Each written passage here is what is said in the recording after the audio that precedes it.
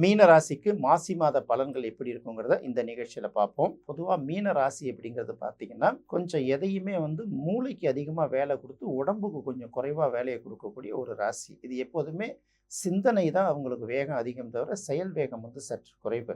அப்போ சிந்தனை வேகத்தை அதிகப்படுத்தி இருந்தால் கூட பார்த்தீங்கன்னா சில நேரங்களில் அந்த சோம்பேறித்தனம் அவங்கள கொஞ்சம் பாதிப்படையும். இப்போ பார்த்தீங்கன்னா சனியே ராசியில் இருக்குது. 7.5 சனியில் ஜென்ம சனி நடக்கிறதுனால ஏற்கனவே இருக்கக்கூடிய அந்த அசட்டு தைரியத்தை இப்போ என்ன பண்ணும், இன்னும் கொஞ்சம் அந்த சோம்பேறித்தனத்தை உடல் ஒத்துழைக்காது, மனசு ஒத்துழைச்சாலும் உடல் ஒத்துழைக்காதுல்ல, அந்த மாதிரி ஒரு நெருக்கடியை கொடுக்குங்கிறதுனால இந்த சோம்பேறித்தனத்தை வென்று கொள்வதன் மூலம் தான் அவங்க 7.5 சனியை வெற்றி அடைய முடியும். எப்போ நமக்கு செய்ய முடியாதுன்னு தோணுதோ அந்த வேலையை முதல்ல எடுத்து வச்சுட்டு செய்யணும். அதுவும் பிரயோஜனமான வேலையை செய்யணும். இப்போ சொல்லுவாங்கள்ல, ஆடுற ஆட்டமும் போடுற வேஷமும் படிப்பினை தந்தாகணும், நமக்கு பயன்படணும் அல்லது மற்றவங்களுக்கு பயன்படணுங்கிற எண்ணத்தோட. அதுக்குன்னு தேவையில்லாத வேலையை எடுத்துகிட்டு இட்டு கட்டிட்டு செய்யக்கூடாது. அவசியமாக பலனடையக்கூடிய வேலையை மட்டும் செய்யுங்க. உங்கள் சோம்பேறித்தனத்தை நீங்கள் எப்படி வெல்றீங்களோ அதன் மூலமாக நீங்கள் ஜென்ம சனியை வெற்றி அடைவீர்கள்ங்கிறத மட்டும் மனசில் வச்சு செயல்படுங்க. இது சனி பயிற்சி வரைக்கும், அதுக்கப்புறம் நிலவரம் மாறுங்கிறத நம்ம தெரிஞ்சுக்கலாம். மீன ராசிக்கு உரிய கிரகமான குரு 4ஆம் இடத்துல இருக்குது. 4ஆம் இடம்ங்கிறது பார்த்தீங்கன்னா அது ஒரு புதனோட வீடு. பெரிய அளவுக்கு அது யோகங்களை தரக்கூடிய வீடு இல்லை. அடுத்தது பார்த்தீங்கன்னா இந்த குரு வக்ரகதியில் இருக்கிறதுனால ராசிநாதன் இவங்க என்ன முயற்சி பண்ணலாம் அப்படிங்கிறதே பார்த்தீங்கன்னா எந்த முயற்சி பண்ணாலும் கொஞ்சம் கொஞ்சம் ஒத்தி வச்சுக்கிட்டே வரக்கூடிய வேலைகளை தான் பார்ப்பாங்க.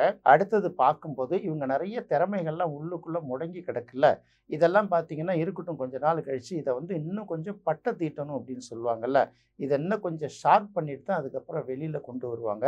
அதுக்கான இந்த கூட்டுப்புழு பருவங்கிறாங்கல்ல, ரெக்கை முளைக்கிற வரைக்கும் கூண்டுக்குள்ளே தன்னை வலிமைப்படுத்திட்டு உட்கார்ந்துருக்கிற மாதிரி நிறைய சிந்தனைகள், நிறைய கண்டுபிடிப்புகள், நிறைய புது புது கான்செப்ட் எல்லாம் என்ன பண்ணுவாங்க, இவங்க மனசுக்குள்ளே உதிச்சுக்கிட்டே இருக்கும். இது வக்ர நிவர்த்தியான பிறகு இந்த மாதம் எண்டிலேயே பார்த்தீங்கன்னா ஓரளவு வெளி உலகத்துக்கு வந்தாலும் கூட குரு பயிற்சிக்கு பிறகு தான் அவங்களுடைய முழு திறமையும் வெளிப்படுங்கிறதுனால அது வரைக்கும் மனசுக்குள்ளே இருக்கிற விஷயங்கள்லாம் மனசுக்குள்ளேயே பூட்டி வச்சுக்கிட்டு அசை போட்டுக்கிட்டே இருக்கணும். அதை இன்னும் கொஞ்சம் ஷார்ப்பு பண்ணிக்கிட்டே இருந்தீங்கன்னா இது அத்தனையும் உங்களுக்கு எதிர்காலத்தில் ஒரு நல்ல பலனை கொடுக்கக்கூடிய விஷயம் இருக்குங்கிறத மட்டும் தெரிஞ்சுக்கலாம். அதுக்கு அடுத்தது பார்க்கும்போது ராசிக்கு 6ஆம் இடத்துல கேது இருக்குது. இவங்களுக்கு ஒரு பக்கம் ஜென்மசனி பிரச்சனை இருந்தால் கூட எல்லாத்துலேருந்தும் வென்று வருவதற்கு ஒரு வழியை கொடுக்கறது தான் இந்த 6ஆம் இடத்துக்கு கேது. நம்ம ஏற்கனவே ஒரு ராசி பலன் நிகழ்ச்சின்னு சொல்லிட்டு வரோம்.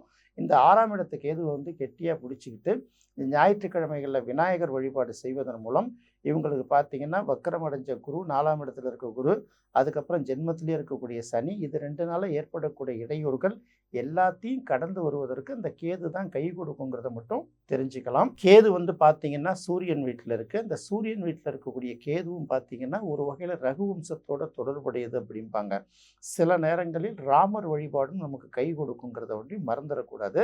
அதனால தான் ஏன்னா ரகுவம்சம்ங்கிற பேர் இந்த இடத்தோட தொடர்புடையதுனால ராமன் வழிபாடும் சில நேரங்களில் உங்களுக்கு கை கொடுக்குங்கிறத மனசில் வச்சுக்கோங்க.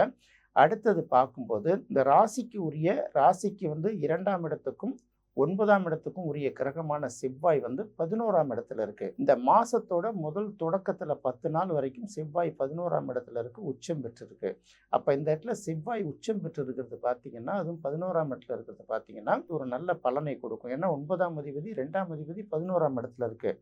2ஆம் இடம் தனத்தை குறிக்கக்கூடிய கிரகம் லாபஸ்தானத்தில் வலிமை பெற்றிருக்கிறது ஒரு வகையில் நல்லது தானே. இந்த முதல் 10 நாள் இருக்கு இல்லையா, அந்த முதல் 10 நாள் பார்த்தீங்கன்னா உங்களுடைய நிதி திட்டங்கள், பணம் சார்ந்த திட்டங்கள், இதெல்லாம் எந்த அளவுக்கு நீங்கள் முயற்சி அடைகிறீங்களோ அதெல்லாம் பெரிய அளவுக்கு உங்களுக்கு வெற்றி கொடுக்கும். நிதிக்கும் பாக்கியத்துக்கும் உரிய கிரகமான செவ்வாய் லாபஸ்தானத்தில் உட்கார்ந்துருக்கிறது உண்மையிலேயே ஒரு நல்ல காரியம்தான். போன மாதம் அந்த இடத்துல தான் இருந்துச்சு. இருந்தாலும் செவ்வாய் தனியாக இல்லை இல்லையா, மற்ற கிரகங்கள்லாம் கூட்டு சேர்ந்து இருந்ததுனால அந்த செவ்வாயால் தனித்து இயங்க முடியல. இப்போ செவ்வாய் தனித்து ஒரு 10 நாள் அங்கே இருக்கார் இல்லையா, இந்த 10 நாளை நீங்கள் நிதி சார்ந்த திட்டங்கள், உங்களோட எதிர்கால திட்டங்களுக்கு உரியது எந்த வகையில் அதுக்கான அடித்தளங்கள்லாம் இட்டு வைக்கிறதுக்கு உரிய வழியை இந்த முதல் 10 நாள் நீங்கள் பயன்படுத்திக்கலாம். அடுத்தது பார்க்கும்போது ராசிக்கு 12ஆம் இடம். இந்த ராசிக்கு 12ஆம் இடம்ங்கிறது பார்த்தீங்கன்னா ஒரு பக்கம் முதலீடு, இன்னொரு பக்கம் பார்த்தீங்கன்னா தூக்கம், உறக்கம், அயனம், சயனம், இந்த மாதிரி பல விஷயங்களை சொல்லிட்டு வருவாங்க. அயன சயன சுகஸ்தானம் அப்படின்னு சொல்லக்கூடிய இந்த 12ஆம் இடத்துல பார்த்தா இந்த மாதம் கிட்டத்தட்ட ஒரு 5 கிரகங்கள் கூடுது இல்லையா. முதல்ல ஒரு கிரகமாக எடுத்துகிட்டு வருவோம். அப்போ 6ஆம் இடத்துக்குரிய சூரியன் 12ஆம் இடத்துக்கு வராரு. பொதுவாக சூரியன் 12ஆம் இடத்துல இருக்கிறது ஒரு நல்ல விஷயம் இல்லை. 6ஆம் இடத்துக்குரிய கிரகம் 12ஆம் இடத்துக்கு வருதுன்னா கடனை அடைப்பதற்கான ஒரு வழி செய்யும். 6ஆம் இடம் சம்பந்தப்பட்ட நெகட்டிவ் விஷயங்கள்லாம் ஒரு பக்கம் கட் பண்ணுங்கிறத எடுத்துக்கலாம். அடுத்தது பார்த்தீங்கன்னா, சூரியன் தனித்து இல்லாமல் ராகுவோட சேர்ந்து சம்மந்தப்படுறதுனால, ஏதோ ஒரு வகையில எதிர்காலம் குறித்த கற்பனைகள் வந்து ஒரு மாதிரியான அச்சுறுத்தலை நமக்கு ஏற்படுத்தும். இன்னும் சில பேருக்கு பார்த்தீங்கன்னா, கண் சம்பந்தப்பட்ட பிரச்சனைகள் ஏற்படுவதற்கு ஒரு வாய்ப்பு இருக்கு. அதனால ரொம்ப கவனமா பார்த்துக்கணும். இந்த காலுடைய பாதங்கள் சம்பந்தப்பட்ட வலி சம்பந்தப்பட்ட சின்ன சின்ன சிக்கல்களும் சில பேருக்கு வரும். அதனால கவனமா பார்த்துக்கணும். இது ஒரு பக்கம். பொதுவா பார்க்கும்போது இந்த ராசிக்கு 12ஆம் இடத்துல 3ஆம் இடத்துக்கும் 8ஆம் இடத்துக்கும் உரிய கிரகமான சுக்கிரன் வந்து 12ஆம் இடத்துக்கு வருவது ஒரு வகையில சிறப்பு. ஏன்னா 3ஆம் அதிபதி 12ஆம் இடத்துக்கு வரும்போது வெளிநாடு சம்பந்தப்பட்ட பயணங்கள், வெளிநாடு சம்பந்தப்பட்ட முயற்சிகள் பெரிய அளவுக்கு கை கொடுக்கும். அடுத்தது பார்க்கும்போது 8ஆம் இடத்துக்குரிய அதிபதி 12ஆம் இடத்துல வந்து உட்காருது. அதுவும் பார்த்தீங்கன்னா 12ஆம் இடத்துல அசுர குருவான சுக்கிரன் உட்காருவது வந்து எல்லா வகையிலும் உங்களுக்கு தேவையான பண தேவைகளை அது நிறைவேற்றி கொடுக்குங்கிறத ஒரு வகையில் அதை நம்ம ப்ளஸ்ஸாக பார்த்துக்கலாம். இன்னொரு பக்கம் பார்க்கும்போது ராசிக்கு 4ஆம் இடத்துக்கும் 7ஆம் இடத்துக்கும் உரிய கிரகமான புதனும் 12ஆம் இடத்துக்கு வருது.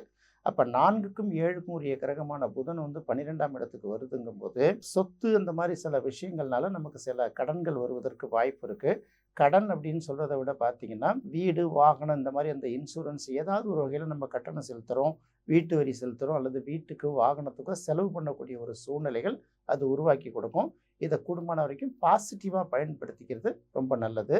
அதுக்கு அடுத்தது பார்த்தீங்கன்னா, 2ஆம் இடத்துக்கும் 9ஆம் இடத்துக்கும் உரிய கிரகமான செவ்வாய் மாதத்தோட முதல் 10 நாள் வந்து 11ஆம் இடத்துல இருந்தால் கூட அதன் பிறகு பார்த்தீங்கன்னா 12ஆம் இடத்துக்கு வந்துடுது. இந்த 12ஆம் இடத்துக்கு வர்றதுனால என்ன ஆகும் அப்படின்னு பார்க்கும்போது, அதுவும் வந்து ஒரு குழப்பமான மனநிலையை தான் உருவாக்கி கொடுக்குங்கிறதுனால, மீன ராசியை பொறுத்தவரை நல்ல தூக்கமும், ஒரு நிறைவான வேலைக்கு சாப்பிடக்கூடிய சூழ்நிலையும் இந்த தடவை கொஞ்சம் கஷ்டமாக தான் இருக்கும்.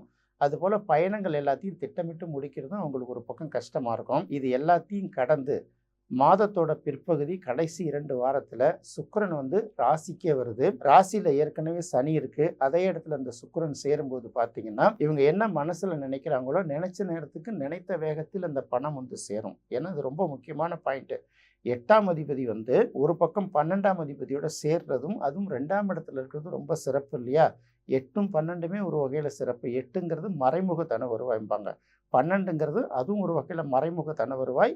ஆனா அது வெளிநாட்டு தொடர்புடைய தன வருவாய். அப்படி பார்க்கும்போது 8ஆம் அதிபதியும் 12ஆம் அதிபதியும் சேர்ந்து இந்த இடத்துல 2ஆம் இடத்துல இருக்கிறது ரொம்ப சிறப்பான பலனை கொடுக்கும். அதையும் கடந்து 2ஆம் இடம்ங்கிறது நேரடி வருவாயை குறிக்கக்கூடியது. அந்த இடத்துல 2 கிரகங்கள், அந்த 2 கிரகங்களும் நட்பு கிரகம். இன்னொரு பக்கம் சுக்கிரன் அந்த இடத்துல உச்சமாகுது. சுக்கிரன் உச்சமாகிறதோடு அல்லாமல் சனியோடு சேருவதால் இது எப்படி பார்த்தீங்கன்னா ஒரு அற்புதமான ஒரு யோகத்தை கொடுக்கும். அதாவது எப்படின்னா, உங்களுக்கு எங்கேருந்து பணம் வருதுன்னே தெரியாது. நிறைய நாள் தேடிக்கிட்டே இருப்போம், அந்த பணம் வந்திருக்காது.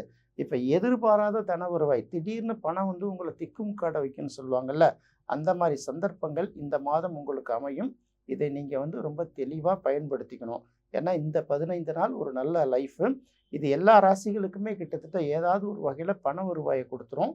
மீன ராசிக்கு ராசியிலே இருக்கிறதுனால அவங்களே எதிர்பாராத வகையில் அவர்களுக்கு பணம் கிடைக்குங்கிறதுனால இது நல்ல வகையில் பயன்படுத்திக்கிட்டு எதிர்காலத்தில் அதுக்கு அடுத்த மாதம் வரக்கூடிய நெருக்கடிகளை சமாளிக்கிறதுக்கான சேமிப்பையும் இப்போ வச்சுக்கணுங்கிறதுக்காக தான் இந்த விஷயத்த நம்ம சொல்கிறோம். பொதுவாக மீன ராசிக்கு பொறுத்த வரைக்கும் மறைமுகமாக எதிர்பாராத தன வருவாய் இது கிடைக்கும்.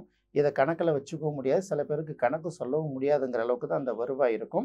இது வந்து நல்ல மாதிரி உங்களுக்கு கிடைக்கணும். அதே சமயத்தில் கிடைக்கக்கூடிய வருவாய் தேவையான நல்ல வழிகளுக்கு மட்டுமே செலவாகணுங்கிறதுனாலையும், இன்னும் வந்து இந்த மாதத்தில் இருக்கக்கூடிய நெருக்கடியான பலன்கள்லாம் பெரிய அளவுக்கு தாக்கத்தை ஏற்படுத்தாமல் இருக்கணுங்கிறதுனால வெள்ளிக்கிழமை அல்லது சனிக்கிழமை என்று முனீஸ்வரனை வழிபடுவது உங்களுக்கு ஒரு நல்ல பலனை கொடுக்குங்கிறத மட்டும் தெரிஞ்சுக்கோங்க.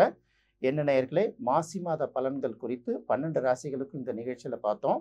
அடுத்து பார்க்கும்போது பங்குனி மாத பலன்கள் எப்படி இருக்குங்கிறத அடுத்த மாதம் ஒரு ராசி வீதியாக பார்ப்போம். மீண்டும் சந்திப்போம். நன்றி, வணக்கம்.